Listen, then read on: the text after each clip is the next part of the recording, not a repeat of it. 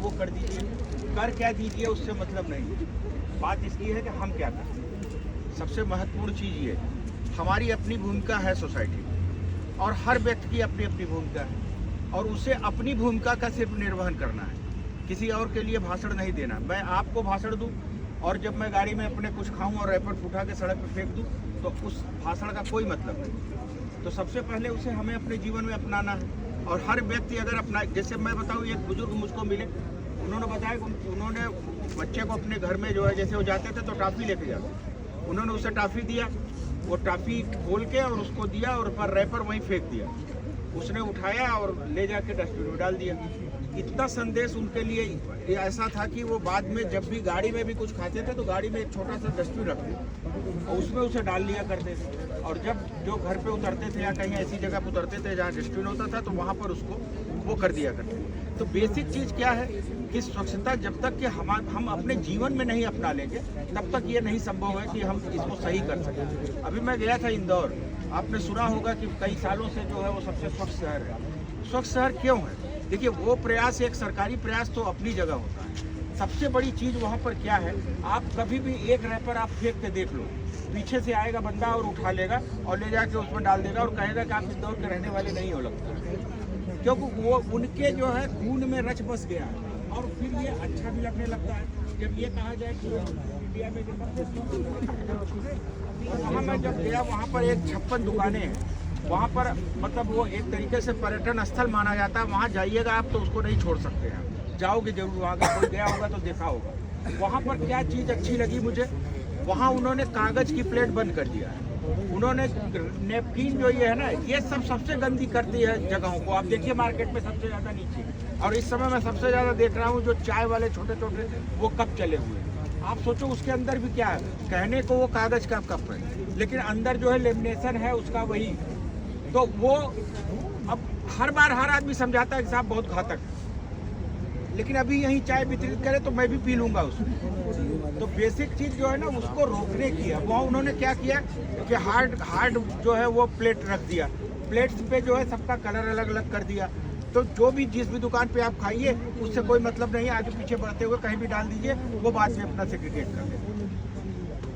इसी तरीके से घरों में आप सोचिए, घरों में क्या स्थिति है कि आप लाख अपने यहाँ जो काम करता है मेड या जो भी करती है उसको समझाते हो, लेकिन उन्हें मतलब ही नहीं है कि गीले और कूड़े सूखे को अलग करने से क्या हो सकता है। सबसे बड़ी बात क्या है, अभी मैं ग्रेटर नोएडा में था, अब जो है कूड़ा जो है ना, कूड़ा नहीं रह गया, कूड़ा वेल्थ हो गया है। आप सोचिए कि जो गौशाला में हम गोबर जो निकलता था उसे हम इधर उधर फेंकते थे, इधर उधर ग्रीन बेल्ट्स में वगैरह में डालते थे। अब एक कंपनी आई, वो साल में 46 लाख रुपए देगी अथॉरिटी को उस गोबर का उपयोग करने के लिए। 300 टीपीडी का एक प्लांट लगाया जा रहा है, वहाँ से 2.25 करोड़ रुपए जो है अथॉरिटी को मिले कूड़े से।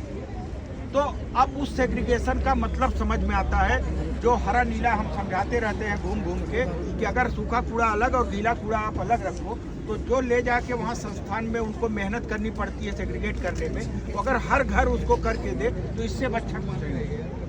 मेरा आज का आपके लिए यही निवेदन है और संदेश भी है कि आप अपने अपने घरों में, अपने आसपास 4-5 घरों को ले लीजिए, बस आप उन्हें ये जरूर समझाने का प्रयास करिए कि ये जो कूड़ा हमारा निकलता है घर से, इसको हम थोड़ा सा सेग्रीगेट कर दें। तो जो गीला कूड़ा है उससे देखिए आपकी तमाम चीज़ें बन रही हैं। मैं वहाँ पे था, एक ब्लू प्लेनेट संस्था को दिया गया था, वहाँ से जो कि बाकायदे लोग आते थे गाड़ी में और गैस भराते थे, जैसे पेट्रोल पंप के वो होता, और वो उसकी गैस जो है 5 रुपये सस्ती भी थी, तो खूब लोग आने लगे।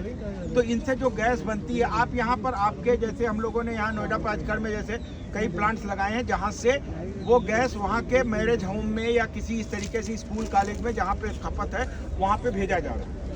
तो उससे क्या हो रहा है कि हमारा कूड़ा भी निस्तारित हो जा रहा है और हमें ऑलरेडी इनकम हो रही है। इसी तरीके से जैसे आप यहाँ जमुना के किनारे खड़े हो, आप सोचो नदियाँ कौन प्रदूषित कर रहा है? हम ही तो कर रहे हैं ना। हम किसे समझा रहे हैं? तो पहले तो हम समझें, फिर औरों को समझाएं, और हमारा ही जो व्यक्तित्व है, हमारा ही जो आचरण है, वही दूसरों के लिए संदेश है।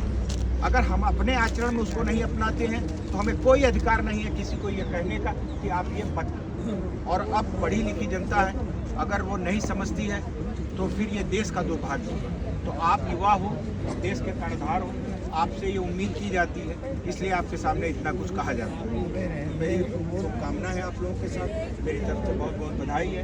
इतनी इस उम्र में आप लोग इतने जागरूक हो कि सुबह 8:30 बजे उठ के 9 बजे तक यहाँ आ जाना और अभी जो भी आप करोगे वो करना, मतलब ये बहुत बड़ी बात है। अगर इतनी आप में है तो आप में तो है ही, उसकी दिक्कत ही नहीं है। आपको इसको प्रसारित करना है, सोसाइटी में जाकर लोगों को समझाना है, आपकी बात लोगों को ज़्यादा समझनी चाहिए।